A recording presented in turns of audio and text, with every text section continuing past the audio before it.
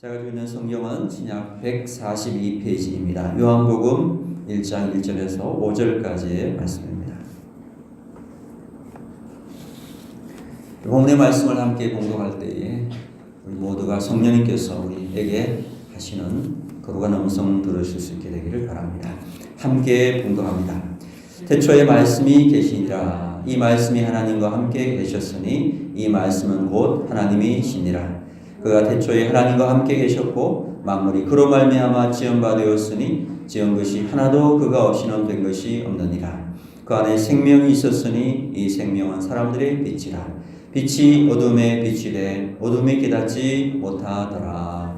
아멘. 기도하고 바로 하나님 말씀 함께 나누겠습니다. 거룩하시며 자비로우신 하나님, 복된 주일, 부활의 주일 허락해 주셔서 감사합니다. 이 시간 주님 앞에 나와 예배하며 주의 이름을 찬양하고 경배하는 살아가는 모든 지체들에게 이 시간 자비와 공유를 베풀어 주셔서 우리가 이전에 알지 못했던 것들 새롭게 알게 하시고 또 알았던 것들은 이렇게 새롭게 하셔서 하나님의 영광과 기쁨으로 이 땅 가운데 생활할 수 있도록 은혜 베풀어 주시기를 원합니다. 특별히 이 시간 이 예배 가운데 주님께서 보좌로 임하여 주시고 우리가 주님의 거룩하심을 보게 하시고 주의 영광을 맛보아 알 수 있도록 이 예배 가운데 주의 성령께서 강력하게 역사해 주시기를 원합니다. 한 사람도 이전에 왔던 모습으로 돌아가지 않게 하시고 예배의 영광과 감격을 가지고 이 험난한 세상 속에 승리하며 살아갈 수 있도록 도와주시기를 원합니다. 부정한 종을 이 시간 십자가 뒤에 감추시고 오직 성령님께서 앞에서 친히 말씀하여 주옵소서. 예수 그리스도 이름으로 간절히 기도합니다. 아멘. 할렐루야. 할렐루야. 2019년 넷째 주일 예배입니다. 우리 예배 나오신 여러분들 주의 이름으로 환영하고 축복합니다. 예배를 통해서 우리 주님께서 여러분에게 힘을 부어주시기를 원합니다. 또 능력 주시기를 원합니다. 그래서 그 힘과 능력으로 여러분의 삶 가운데 목마른 영혼, 가란 영혼, 지친 영혼, 상처 입은 영혼들을 치유할 수 있고 변화시킬 수 있는 그런 능력의 종들로 하나님 앞에 쓰임받는 저와 여러분 참 되기를 주의 이름으로 축원합니다. 우리 옆에 계신 분들하고 인사하면서 축복합시다. 당신은 세상의 빛이십니다 하고 한번 인사하시기 바랍니다. 당신은 세상의 빛이십니다. 네, 맞습니다.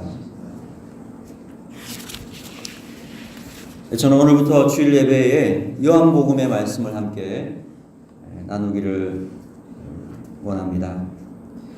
오늘은 첫 시간으로 생명의 빛이 죽은 영혼을 살린다.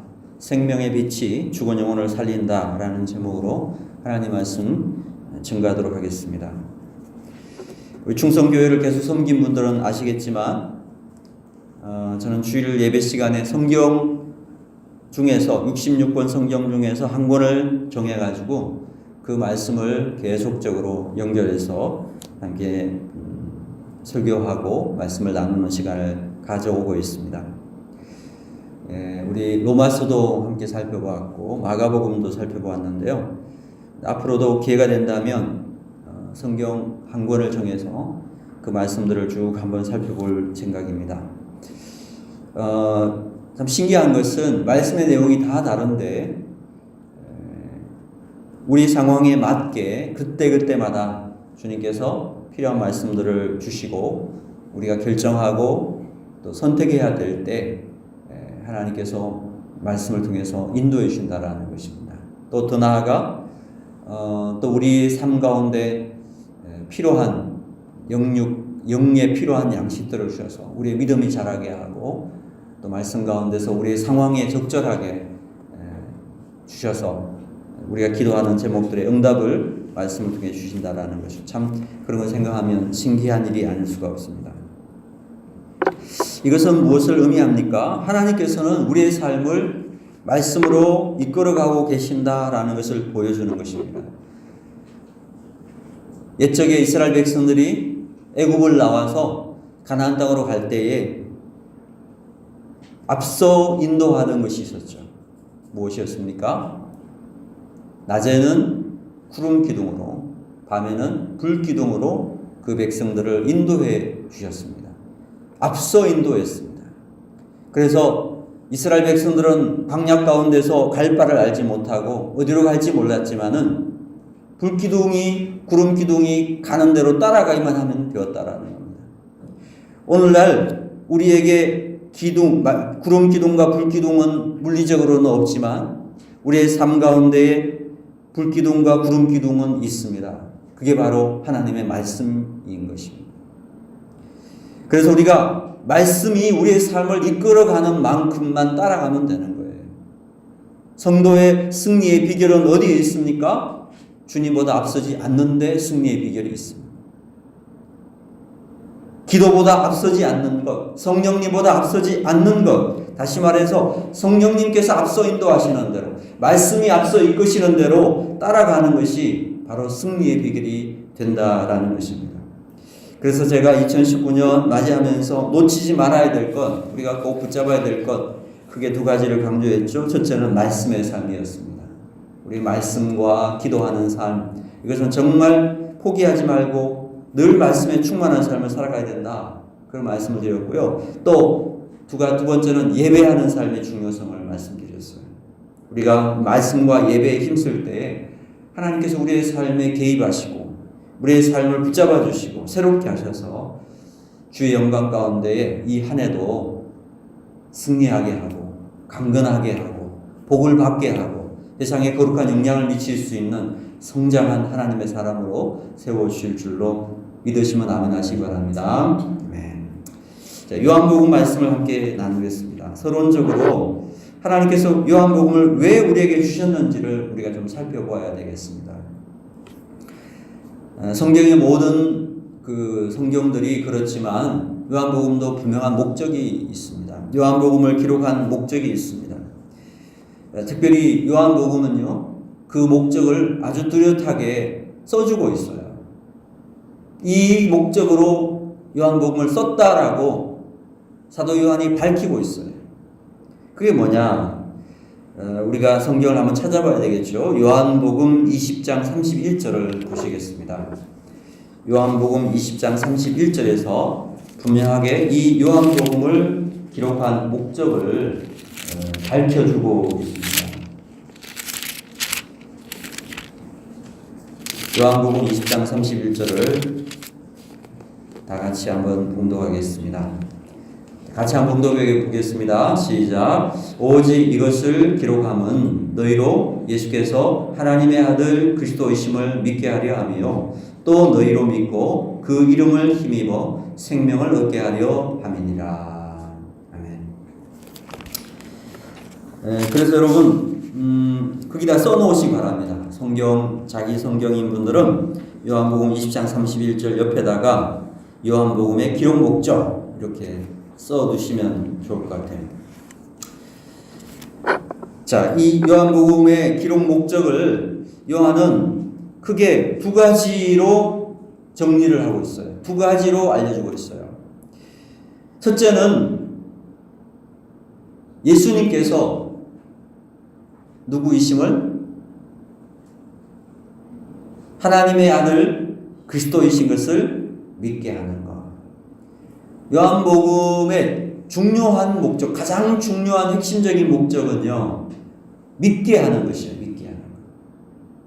믿음을 가지게 하는데 목적이 있다는 거예요. 그래서 이 요한복음을 읽고 읽을수록 뭐가 생겨야 되는 거예요? 믿음이 생기는 거예요. 믿음. 여러분 중에서 믿음이 부족한 분이 있습니까? 요한복음을 부지런히 읽어보시기 바랍니다. 요한복음을 또 읽고 읽으면 예수님이 하나님의 아들 그리스도이신구나 라는 것을 믿어지게 된다는 거예요. 그래서 그 목적으로 요한복음을 기록한 것입니다. 그래서 요한복음의 가장 중요한 목적은 믿음이에요. 믿는 것인데 무엇을 믿는 것인가? 그 상세한 믿음의 그 대상이 두 가지인데, 첫째는 예수께서 하나님의 아들 그리스도이신 것이 믿어지는 것이고, 둘째는 그 이름을 힘입어 생명을 얻는 것이 믿어지는 것입니다. 이 두 가지의 목적이 요한복음의 기록 목적이다라는 겁니다. 그래서 저는 요한복음을 함께 나누면서 주님께서 우리에게 원하시는 것, 가장 큰 것, 우리 속에 이 말씀을 통해서 우리 속에 믿음이 심겨지는 것, 믿음이 확실히 심겨지는 것, 그리고 그 믿음이 자라나지는 것, 이것이 주님께서 이 요한복음 우리에게 주신 목적으로 받아들여서 우리 이 말씀을 나누는 동안에 저와 여러분 모두가 다 주님이 기뻐하시는 그런 믿음이 심겨지고 그 믿음이 자라나는 은혜를 경험할 수 있게 되기를 주의 이름으로 축복합니다.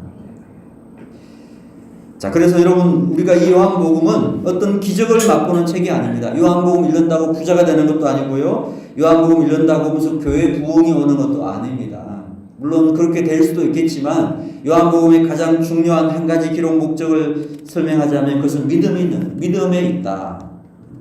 믿음이 전혀 없는 사람들에게는 적게나마 예수님이 하나님의 아들 그리스도이심을 믿고 구원에 이르는 믿음이 심겨질 것이고, 그것이 요한복음의 기록 목적이고, 내 믿음이 좀 적다고 생각하는 사람, 나는 참 믿음이 약한 것 같아요, 이렇게 생각하고 있는 사람들은요, 이 복음서를 통해서 그 믿음이 자라나가지고 겨자씨 하늘 같은 작은 믿음이 자라나서 산을 옮길 만한 큰 믿음으로 변화되는 것, 이것이 또한 목적이라는 거예요. 또 지금까지 예수를 믿었지만 진실된 믿음이 아니라 허상적 믿음이었고, 성경이 말씀하는 믿음이 아니라 내가 만들어낸 그러한 가상적인 믿음을 가지고 살았던 분들에게는 그런 헛된 믿음들을 버리고 진실한 믿음으로 바뀌어지는 것, 이것 또한 요한복음의 기록 목적이라는 것입니다. 믿음이 없는 사람들에게는 믿음이 생겨지게 되고, 작은 믿음의 사람들은 큰 믿음으로 바뀌어지게 되고, 허상의 믿음을 가진 사람들은 구체적이고 실천적인 그러한 믿음의 삶으로 변화되도록 만들어주는 것, 그것이 요한복음의 기록 목적인 겁니다. 즉, 이 말씀을 읽으면 바로 우리가 그러한 은혜들을 경험할 수 있게 된다는 것입니다. 그러므로 요한복음 말씀을 나눔으로 말미암아 믿음 없는 자가 믿음이 자라가게 되고, 연약한 믿음이 강한 믿음으로 변화되고, 변질된 믿음들이 순수한 믿음으로 변화되는 복된 시간 되어지기를 주의 이름으로 축원합니다.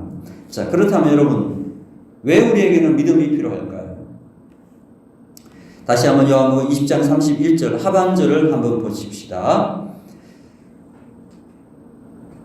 예수님이 하나님의 아들 그리스도이심을 믿는 것이고, 그 다음에 보니까 뭐라고 그랬습니까? 또 너희로 믿고, 그 다음에 보니까 뭐라고 그랬어요? 그 이름을 힘입어 무엇을 얻는다고요? 생명을 얻게 하려 함이라. 여러분, 왜 우리에게 믿음이 필요한지 아십니까?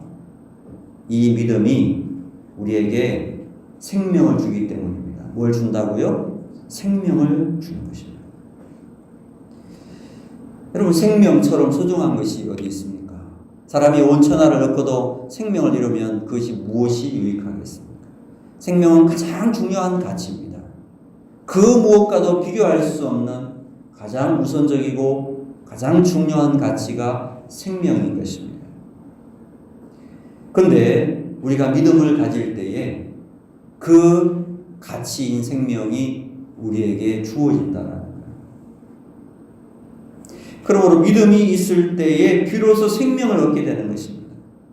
죽음이 있는 곳에 믿음이 심겨지면 그 죽음이 소멸되고 생명으로 부활하게 된다는 것입니다.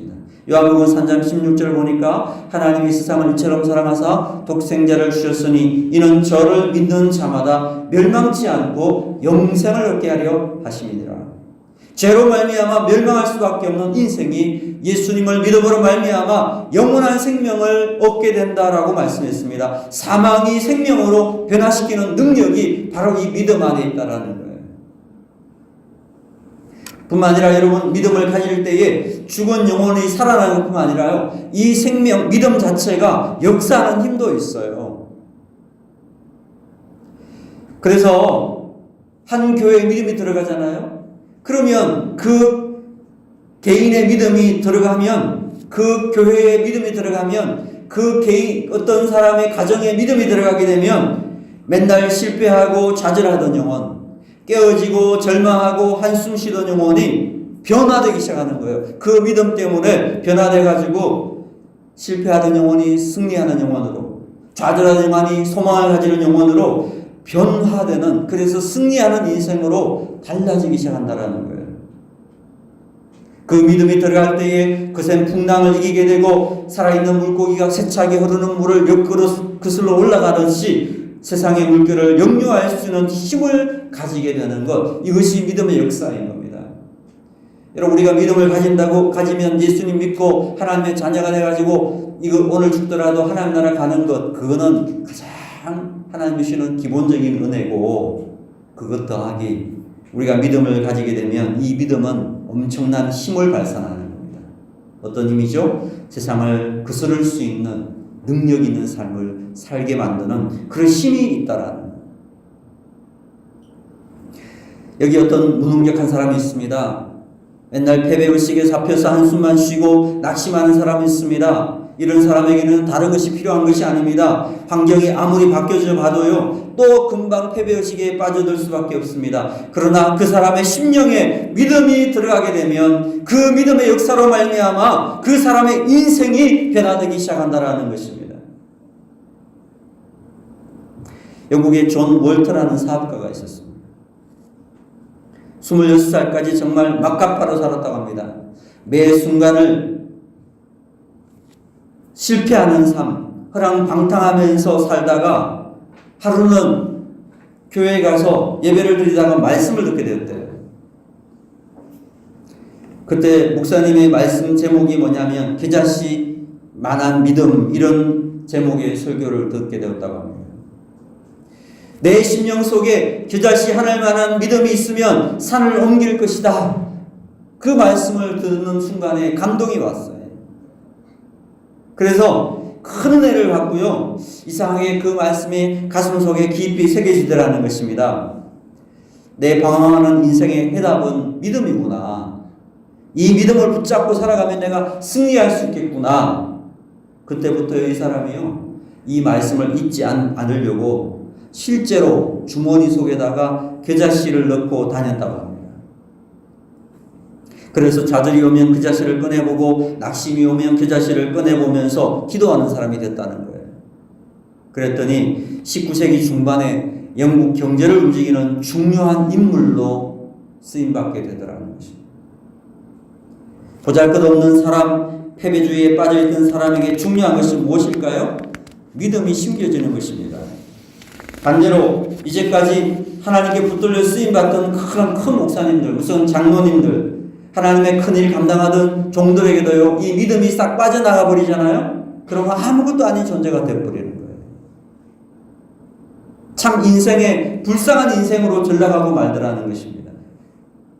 과거에 내가 얼마나 큰일을 많이 했다, 내가 이러한 업적을 이루었다, 이런 중요한 게 아닙니다. 믿음이 무너져 버리면 처음 믿는 사람보다 더 못한 사람이 되어버리고 마는 것입니다. 불평과 원망을 가득한 연약하고 보잘것없는 인생으로 나락으로 떨어지는 것이, 믿음이 흔들려 버리면 그렇게 되는 거예요. 믿음이 없어지면 그렇게 되는 거예요. 그러므로 우리에게 있어서 정말 우리를 가치 있게 만드는 것, 우리를 생명력 있게 만드는 것, 우리를 힘있게 만드는 것이 뭐냐? 그게 바로 믿음이라는 것입니다. 악한 마귀는 지금도 우리에게 그런 믿음을 빼앗아가기 위해서 혈안이 되어 있습니다. 그래서 우리의 믿음을 변질시키고 우리의 믿음들을 흔들어 놓고 우리의 믿음에 의심을 가져오게 하고 어떻게든 우리로 믿음 생활하지 못하도록 만드는 일을 악한 마귀가 하는 것입니다. 그러므로 여러분, 우리가 이러한 상황 속에서 우리의 믿음을 지키고 더 큰 믿음으로 변화되어져 가서 우리의 믿음이 세상을 치유하고 회복하고 우리의 믿음이 세상을 밝히는 그러한 능력 있는 믿음으로 하나님 앞에 쓰임받는 우리 모든 충성교회 성도들 되기를 주의 이름으로 축원합니다. 우리가 이 땅 살아가면서 넘기 어려운 산을 만날 때가 있습니다. 복잡한 많은 문제를 만날 때가 있습니다. 그러나 여러분, 한번 가만히 생각해 보십시오. 산은 더 이상 커지지 않습니다. 문제도 더 이상 복잡해지지 않습니다. 그러나 우리의 믿음은 더 자라갈 수 있고 더 커질 수 있다는 것입니다. 산은 그대로 있지만 우리의 믿음이 자라납니다. 그러니까 우리의 믿음이 산보다 더 커지게 되면 산을 뛰어넘는 인생이 되고 마는 것입니다. 우리는 산을 만나면 저 산을 없애달라고 기도했죠. 오늘부터 우리의 기도 제목이 바뀌어야 합니다. 산은 그대로입니다. 주님, 저 산을 뛰어넘는 믿음을 나에게 허락하여 주시옵소서. 믿음이 산보다 커지면 우리는 그 산을 뛰어넘는 존재가 되는 겁니다. 주님, 이 문제를 없애지게 해주십시오. 이 문제가 사라지게 해주십시오. 그렇게 기도했습니까? 오늘도 우리 기도를 다르게 해야 됩니다. 주님, 문제보다 제가 더 큰 믿음을 갖게 해주시옵소서. 그러면 그 문제를 뛰어넘는 믿음으로 승리하게 되는 줄로 믿습니다. 저는 요한복음을 시작하면서 우리 모든 성도들이 이 요한복음을 통해서 우리의 믿음이 산을 뛰어넘는 그런 믿음의 사람들 되기를 원해요. 문제를 뛰어넘는 그런 큰 믿음의 사람들이 되기를 원합니다. 그래서 우리의 말씀을 나누면서 우리의 믿음이 생명력 있는 믿음, 능력 있는 믿음, 모든 것을 뛰어넘을 수 있는 그런 강력한 믿음으로 변화되는 그런 은혜를 저와 여러분 모두가 체험하게 되기를 소망하며 주의 이름으로 축원합니다. 자, 요한복음 1장 1절을 말씀을 한번 보시겠습니다. 1장 1절을 같이 읽겠습니다. 시작. 태초에 말씀이 계시니라. 이 말씀이 하나님과 함께 계셨으니 이 말씀은 곧 하나님이시니라. 아멘. 여러분, 이 말씀을 읽을 때에 이렇게 연상이 되는 다른 성경이 있죠? 어디가 연상이 됩니까? 창세기 1장 1절이 연상이 되죠? 창세기 1장 1절 말씀은 어떻게 되어 있습니까? 태초에 하나님이 천지를 창조하시니라. 요한복음 1장 1절을 읽으면 창세기 1장 1절이 연상되는 것은 이 성경 두 성경이 서로 연관성이 있다라는 것입니다. 여러분, 창세기 1장 1절은요, 온 우주의 만물, 즉 보이는 이 모든 물질적 세계를 창조하셨다라는 것을 기록하고 있는 거예요. 보이는 이 세상의 모든 물질로 만들어져 있는 이러한 세계를 하나님이 창조하셨다라는 것이 적혀져 있다면 요한복음 1장 1절의 창조는 그보다 훨씬 더 범위가 큽니다. 보이는 것과 보이지 않는 모든 세계를 창조하신 창조의 이야기인 것입니다. 어떤 신학자들은 요한복음 1장 1절의 창조가 창세기 1장 1절의 창조보다 훨씬 앞서 있다라고 이야기하기도 합니다. 왜냐하면 우리 천사들이나 영적인 세계 이런 것들은 성경에 창세기 1장 1절보다 앞서 있는 것이 상식적이죠. 그죠? 그러다 보니까 그 모든 것들을 창조한 시간으로는 요한복음 1장 1절이라고 이야기를 하고 있죠. 그리고 중요한 것은 요한복음에 나오는 이 창조의 중심에는 누가 나오느냐? 그 창조의 중심에는 예수 그리스도가 나온다는 겁니다. 창세기의 창조는 하나님이 세상을 창조했다 나오지만 요한복음에 보면 이 창조의 과정에서는 예수 그리스도가 창조에 깊이 개입했다. 그분을 통해서 창조되었다라고 이야기하고 있습니다. 3절을 보시면 만물이 그로 말미암아 지은 바 되었으니 지은 것이 하나도 그가 없이는 된 것이 없느니라. 근데 그가 누구냐라는 거예요. 여기 그라고 하는 존재는 하나님과 함께 계신 태초에 말씀이 계셨고 그 말씀이 하나님과 함께 계셨고 그 말씀은 곧 하나님이시고 그 말씀이신 그가 세상을 창조했다라고 이야기하고 있는데 쭉 읽어나가다 보면 그가 바로 예수 그리스도라고 설명을 하고 있습니다. 그래서 이 모든 세상의 창조는 예수 그리스도를 통해서 창조된 것이라고 사도 요한은 이야기하고 있습니다. 이런 의미에서 여러분, 예수님께서 이 땅에 오셔서 행하신 모든 일들은요, 개선이나 발전이 아니라 창조하신 것이라는 겁니다. 과거에 있었던 것을 좀 더 좋게 개선시키고 발전시킨 것이 아니라 어둠의 과거를 완전히 정리하고 새로운 창조로서 새 창조하신 것이 예수님의 사역이라는 것입니다. 여러분, 역사의 시간도 보면 새로운 역사가 예수 그리스도 오심으로 만들어졌죠. 여러분, 역사를 나누는 그 기준을 BC와 AD라고 하지 않습니까? BC는 뭡니까? 주 전입니다. Before Christ예요. 주님이 오시기 전이고요. AD는 뭡니까? Anno Domini예요. 이걸 라틴어인데 이것은 주후라는 뜻입니다. 그게 예수 그리스도가 오심으로 말미암아 예수 그리스도 이전과 예수 그리스도 이후가 달라지고 나눠지게 된 것처럼 예수 그리스도의 창조는 예수 그리스도의 역사는 다 이와 같이 창조의 역사예요. 그분은 과거를 좀 더 개선시키는 정도가 아니라 아예 없던 것을 새롭게 만들어내시는 창조의 사역을 하신다라는 것입니다. 그래서 여러분, 말씀이신 예수님의 들어가시는 곳마다, 예수의 말씀이 들어가시는 곳마다 거기에는 하나님의 나라가 새롭게 창조되고 하나님의 백성들이 새롭게 창조되고 하나님의 백성들의 사역 가운데, 예수님의 사역 가운데 놀라운 새로운 창조들이 일어나게 된다는 것입니다. 그리고 우리 예수 믿는 사람들은요, 없는 것 때문에 낙심할 필요가 없다라는 것입니다. 왜 그렇습니까? 없는 것도 있는 것처럼 부르시는 예수님의 창조의 역사가 있기 때문에 그렇습니다.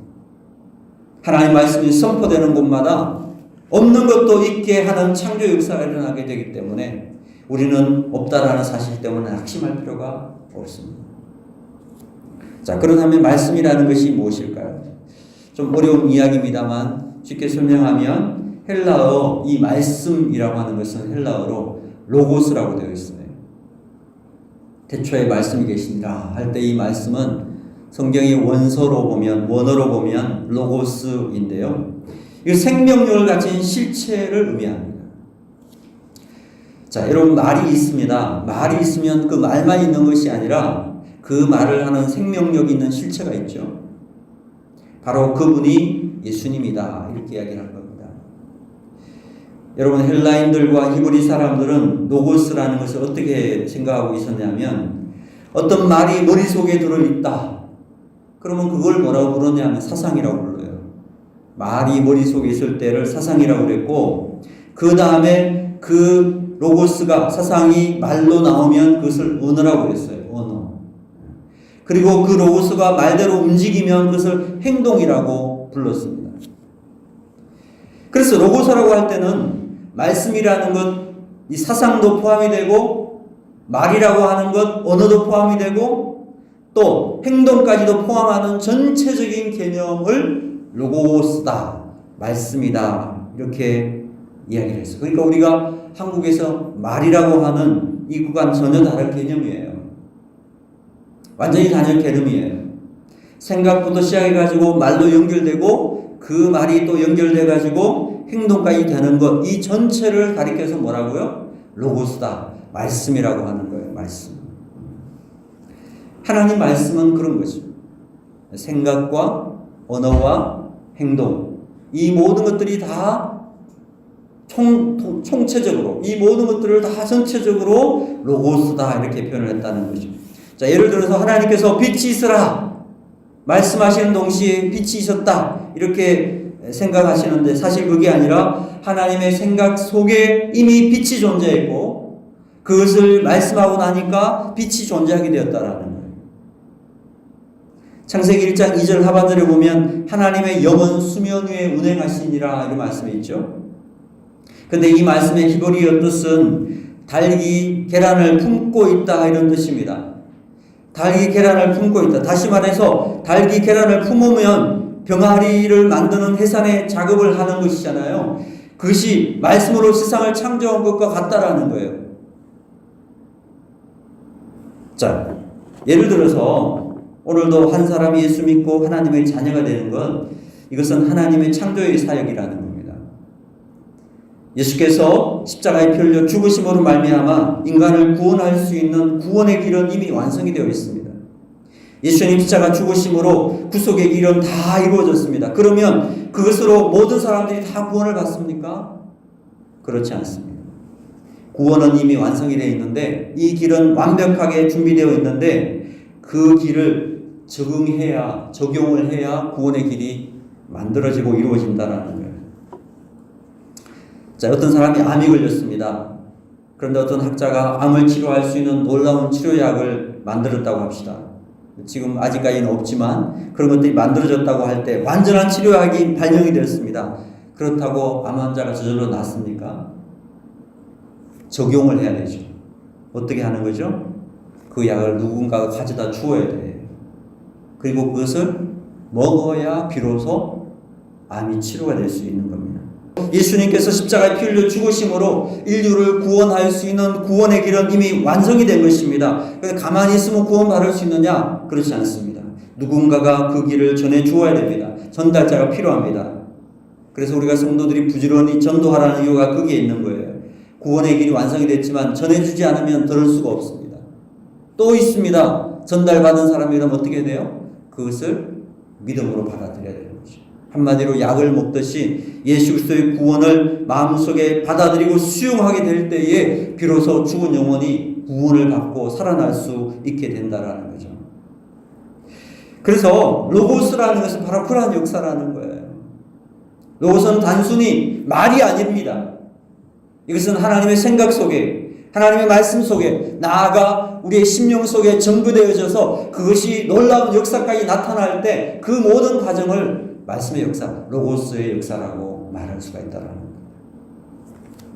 그래서 요한복음 전체를 보면 거의 절반 정도를 예수님이 우리를 구원하실 수 있는 구원의 길을 완성한 분인 충분한 분이다. 이런 내용들이 소개되어 있어요. 예수님은 우리의 유일한 구원의 길이 되신다. 이것을 설명하고 있는 내용이 절반이에요. 그리고 나머지 절반은 뭐냐? 우리는 이 구원의 능력, 말씀의 능력 되시는 예수님의 전달자가 되어야 된다. 이 부분들이 나머지 절반을 차지합니다. 그래서 요한복음 10장 앞부분을 보면 굉장히 전도하는 부분이 많이 나옵니다. 그리고 마지막에 강조하고 있는 것이 뭐냐면 이 말씀을 영접해야 된다. 이런 식으로 말씀을 정리하고 있습니다. 그래서 생명이신 예수님을 잘 전달하기 위해서 요한복음 1장 1절에서 5절까지 오늘 우리 읽은 본문의 말씀 보면 예수님을 빛이라고 묘사했습니다. 그 안에 생명이 있었으니 이 생명은 사람들의 빛이라. 오늘도 같은 의미에서 이해할 수 있습니다. 여러분, 빛은 전달하기에 가장 좋은 도구라고 할 수 있습니다. 아주 멀리 있어도 한눈에 알아볼 수 있는 것이 빛이. 저 멀리 우주에서 오는 그 먼 곳에서도 빛이 오니까 우리가 별을 볼 수 있는 것처럼 빛은 사람들에게 가장 전달하기 좋은 수단이 됩니다. 하나님은 빛을 창조하시고 그 빛에 의해서 새로운 생명들을 창조하신다라는 겁니다. 빛이 없이는 생명이 전달될 수 없다라는 것입니다. 예수님이 빛이라는 것은 예수님이 우리에게 생명을 전달해 준다라는 그런 뜻입니다. 사람들은 빛을 속성에 따라서 네 가지로 나누는데요. 1차원적인 빛부터로부터 4차원까지가 있습니다. 1차원적인 빛은 뭐냐? 모닥불, 가스불 같은 그런 빛들이에요. 물리적인 빛입니다. 2차원적인 빛은 인간이 만들어낸 빛입니다. 전기불이라든지 전기로 말미암아 인류는 혁명적인 어떤 문명을 발전시켰는데 어두운 실내를 밝히고 추운 방을 덥게 하고 큰 모임을 가능하게 만들고 전 세계 인류를 매개체로 엮어나가는 그러한 빛들을 만들어냈습니다. 3차원적인 빛을 원자력이라고 합니다. 원자력의 개발로 인류는 우주 개발의 꿈을 꾸고 실현하고 있습니다. 4차원적인 빛을 뭐라고 하냐면 영적인 빛이라고 해요. 요한이 말하는 이 빛은 4차원의 빛입니다. 영적인 빛이요 생명의 빛인 것입니다. 이 빛은 보이지는 않습니다. 그런데 우리가 느낄 수는 있어요. 그래서 우리 주 안에서 은혜 받은 사람들이 가슴이 뜨거워졌다 이런 이야기를 하는데 바로 주 안에서 영광의 빛을 봤다는 뜻입니다. 이 빛이 우리 속에 비쳤다. 여러분, 전기불에도 밝음이 있죠. 그래서 밤에도 모일 수 있는 그런 밝음을 줍니다. 전기불에도 열이 있습니다. 그래서 난방이 가능하고 따뜻함을 느끼게 만듭니다. 그런데요, 전기불에는 생명은 없습니다. 생명을 주는 빛은 그 속에 없습니다. 여러분, 세상에서 이야기하는 철학이나 사상에도 빛은 있습니다. 주는 인사이트가 있습니다. 그러나 전기불에 생명이 없는 것처럼 그 안에는 어떠한 생명도 없습니다. 지성을 자극할 수도 있고 무지를 깰 수도 있습니다. 그러나 거기에는 생명은 줄 수 없습니다. 살리는 빛은 오직 예수 그리스도께만 나오는 빛입니다. 그 빛만이 영혼을 살릴 수가 있는 것입니다. 주님 말씀하십니다. 그 안에 생명이 있었으니 이 생명은 사람들의 빛이라. 예수님께로 나오는 빛이야말로 인간을 구원할 수 있는 유일한 생명의 빛이 되신다라는 겁니다. 이런 의미에서 여러분 주위에 영적으로 죽어 있는 사람들이 있습니까? 왜 사람들이 죽어 있습니까? 이 빛이 비치지 못했기 때문에. 주님의 빛이 비치지 못했기 때문에, 이 빛을 볼 수 없었기 때문에 죽어 있는 것입니다. 그러나 이 생명의 빛이 비춰지는 순간에 이 빛으로 말미암아 죽은 영혼들은 살아나기 시작할 수 있다는 것입니다. 사랑하는 여러분, 이 시간에 하나님의 말씀을 빛 앞에 내 영혼이 나오게 되면, 그 빛이 비치면 그 빛이 생명력을 발동해서 죽은 영혼 살아날 것이며, 병든 영혼 치유함 받을 것이며, 잠자는 영혼이 깨어나게 되는 놀라운 역사들이 일어나게 될 줄로 믿으시면 아멘하시기 바랍니다. 그 안에 생명이 있었으니 이 생명은 사람들의 빛이라. 사랑하는 여러분, 오늘 여러분의 삶 가운데 혹시 어느 한 영역에 생명력이 줄어들고 있거나 혹은 생명이 죽어 있는 상황은 아닌지요? 오늘 이 말씀 가운데서 예수 그리스도만이 생명의 빛이라고 말씀하셨는데, 오늘 거기에도 말씀을 통해서 생명의 빛이 비칠 수 있게 되기를 주의 이름으로 축복합니다. 여러분의 삶 가운데 실패와 좌절과 낙심과 한숨과 상처가 있습니까? 오늘 예수 그리스도의 빛이 거기에도 비춰질 수 있게 되기를 바랍니다. 그러면 다 회복될 수 있다는 것입니다. 혹시 여러분 관계 속에서 여러 가지 피곤하고 힘들고 비난하고 그래서 상처 입고 힘든 분들이 있습니까? 오늘 그 관계 속에도 주의 생명의 빛이 비칠 수 있게 되기를 주의 이름으로 축복합니다. 이 빛이 들어가는 곳마다 어둠은 물러나게 될 것입니다. 이 빛이 들어가게 되는 곳마다 사단은 소멸되게 될 것입니다. 이 빛이 들어가게 되는 곳마다 죽은 것들이 다 회복되는 놀라운 역사들이 일어나게 될 것입니다. 이 생명은 사람들의 빛이라. 오늘 주님께서 우리에게 이 생명 가지고 우리에게 오셨어요. 그리고 우리에게 비춰주기를 원하세요. 오늘 여러분의 삶 가운데 생명의 빛 되신 예수 그리스도로 말미암아 모든 어둠이 떠나가고 죽음과 저주와 절망이 떠나가고 영혼의 소성함이 일어나게 되는 놀라운 경험을 하는 저와 여러분 삶 되기를 주 예수님의 이름으로 축원합니다. 아멘. 기도하겠습니다.